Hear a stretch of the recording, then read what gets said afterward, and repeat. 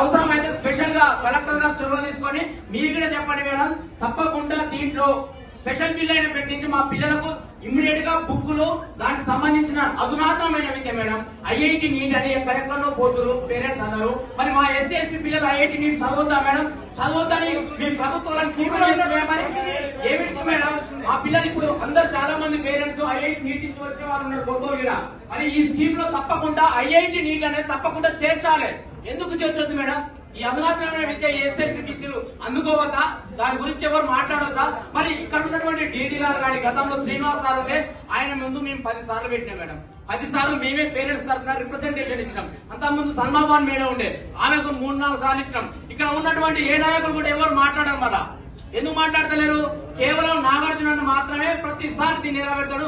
మన ఎస్సీ ఎస్టీకి సంబంధించినటువంటి ఆ ఎస్సీ కమిషన్ అడిగిన చెప్పడం జరిగింది. మరి ఎందుకు మాట్లాడరు? ఎందుకంటే మనకు వచ్చింది ఎవరు మనకు పుణ్యానికి ఇస్తలేదు. అర్థం చేసుకోవాలి ప్రతి ఒక్కరు.